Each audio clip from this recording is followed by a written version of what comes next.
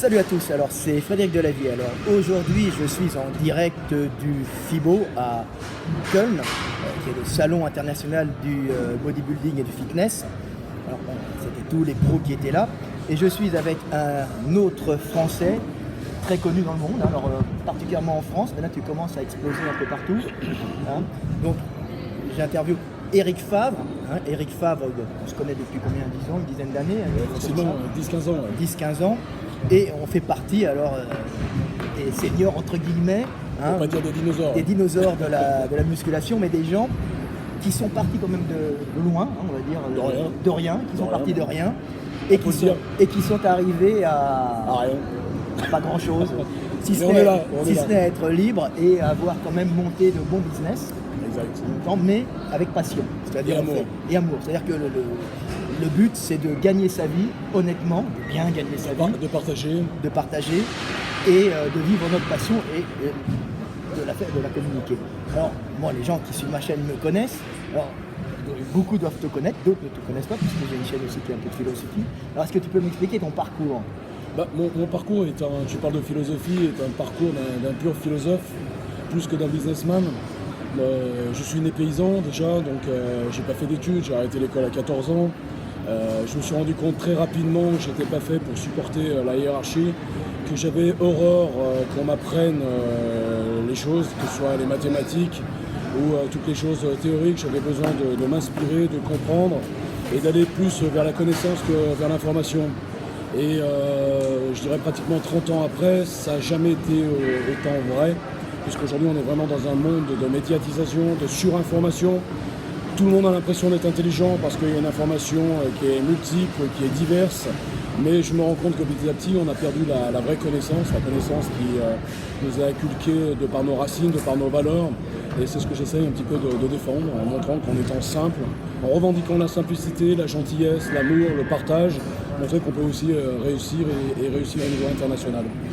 Voilà, alors tu as commencé comment exactement J'ai commencé, si tu veux, quand je suis rentré du service militaire à l'âge de 21 ans, j'étais inculte, j'avais arrêté l'école à 14 ans, je m'occupais de la ferme de mes grands-parents.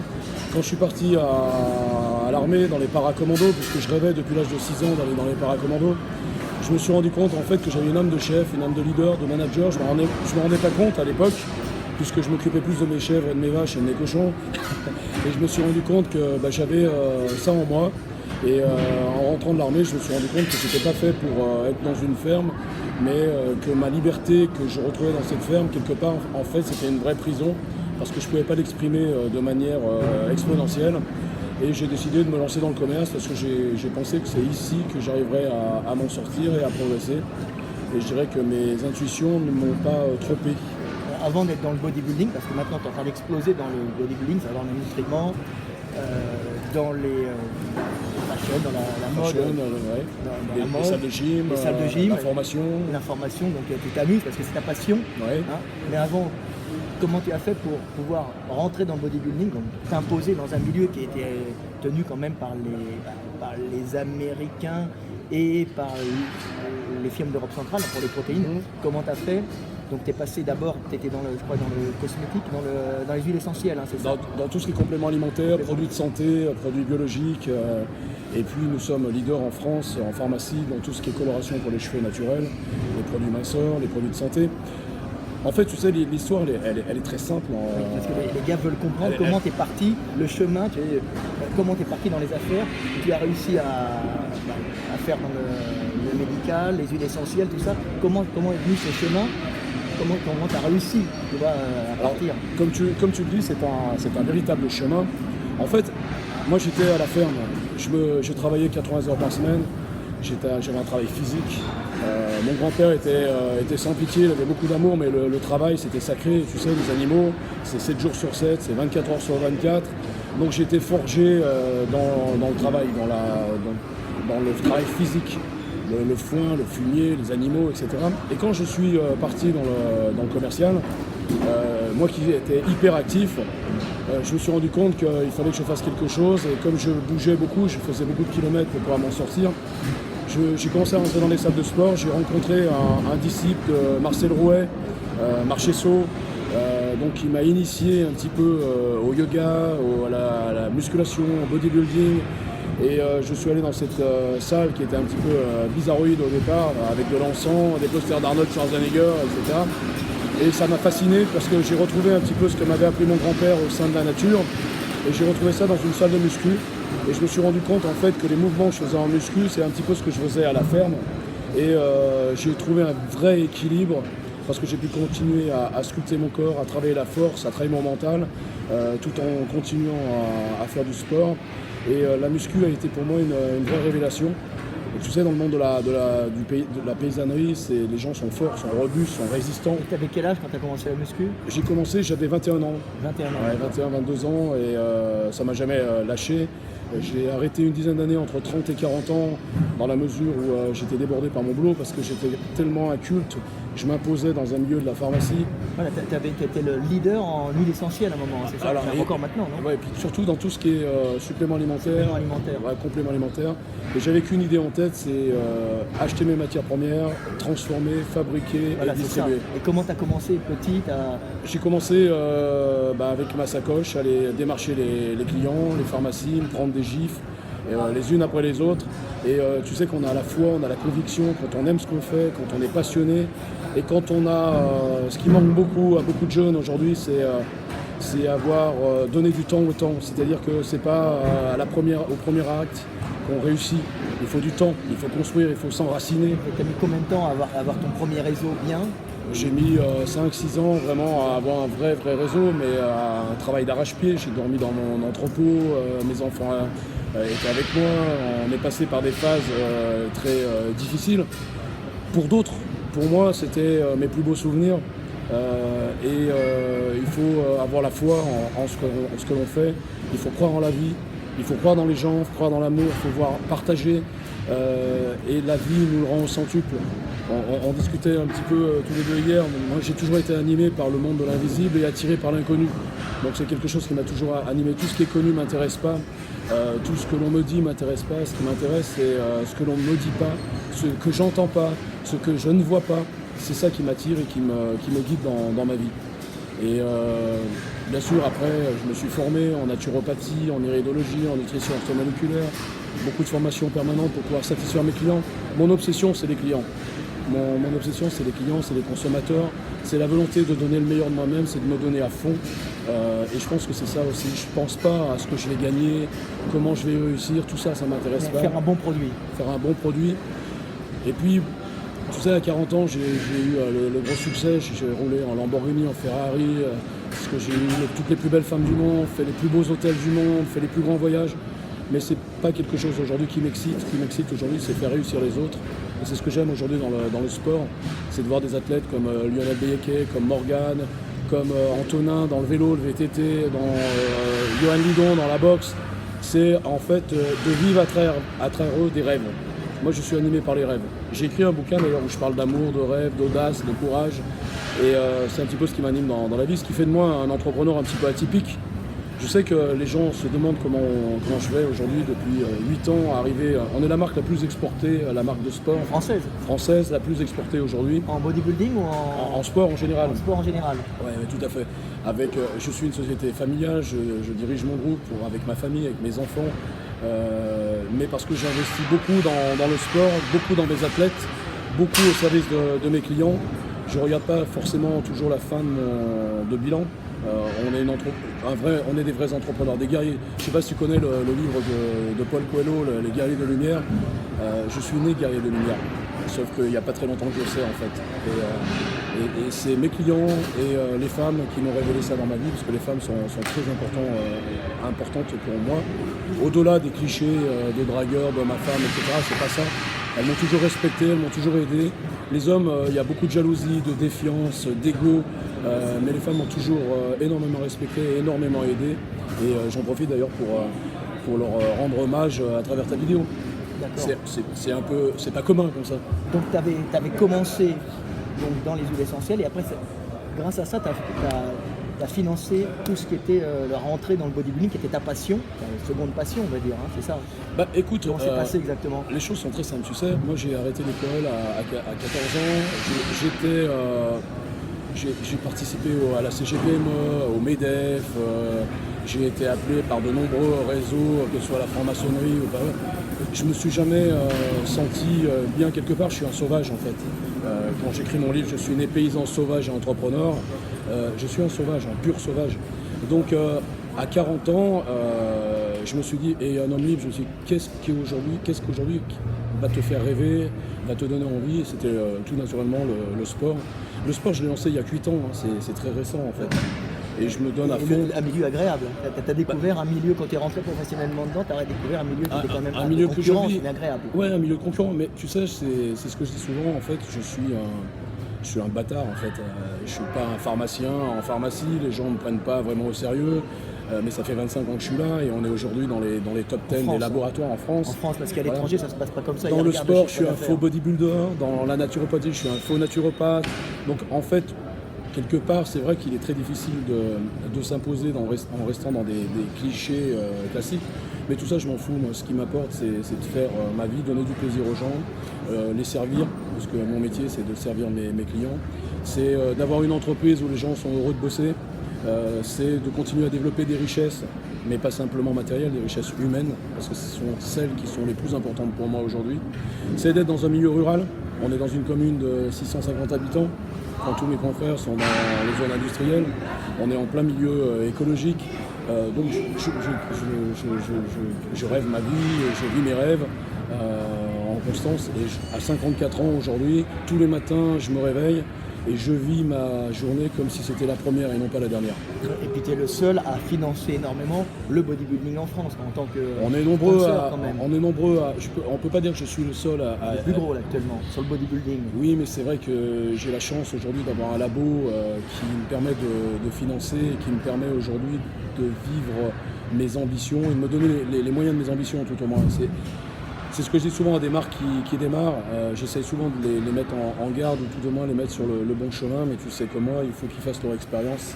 Souvent, malheureusement, leur expérience est malheureuse parce que le sport est très macrophage, ça demande beaucoup d'argent, beaucoup d'investissement, beaucoup de résistance par rapport à ça.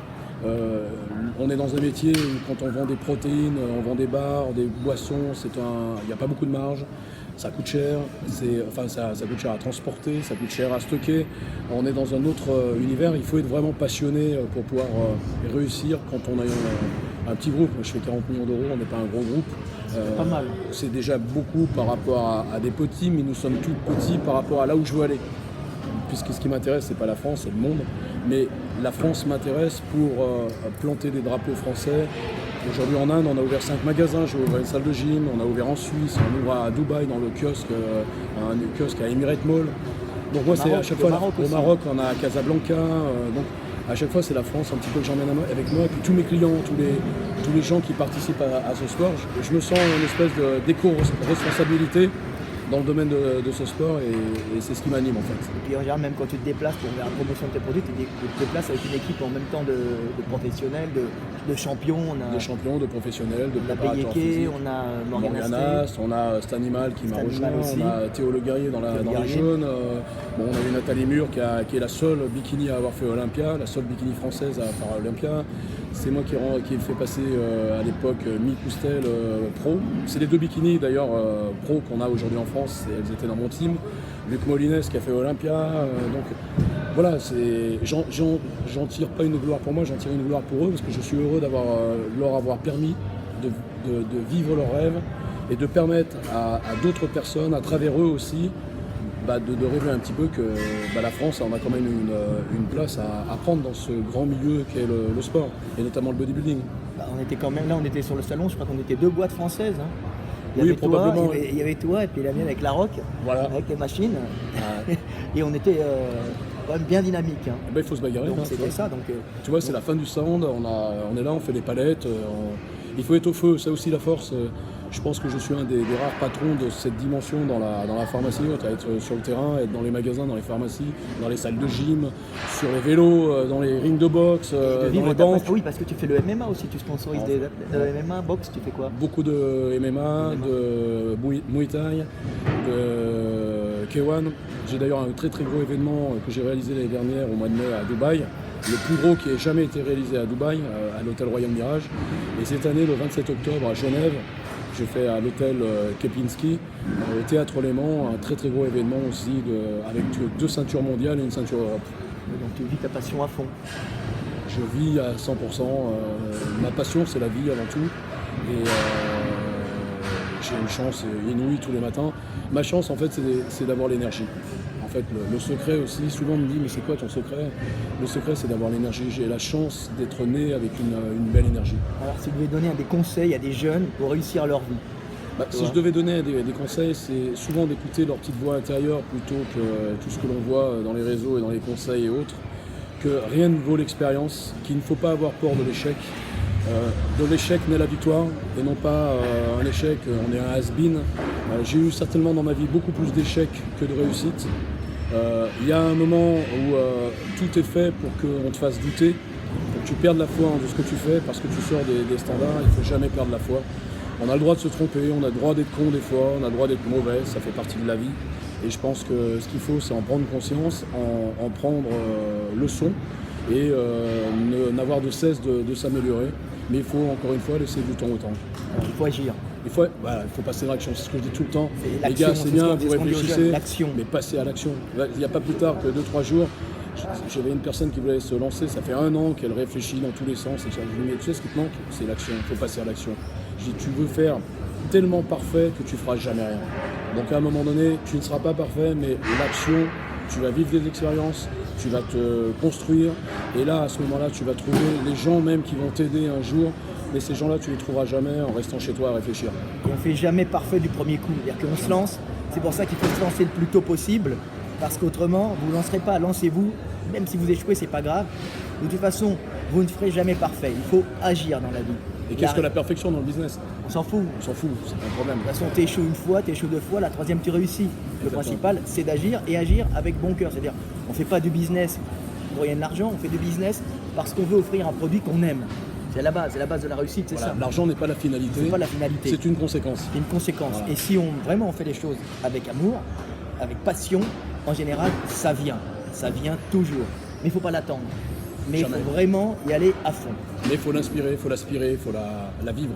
Voilà, toujours l'action, c'est ce qu'on dit tout le temps, ceux qui réussissent, c'est ceux qui agissent. Et n'ayez pas peur du regard des autres, on n'en a rien à foutre. Demain, on est peut-être mort. Le principal, c'est de faire ce qu'on rêve de faire. C'est le principal.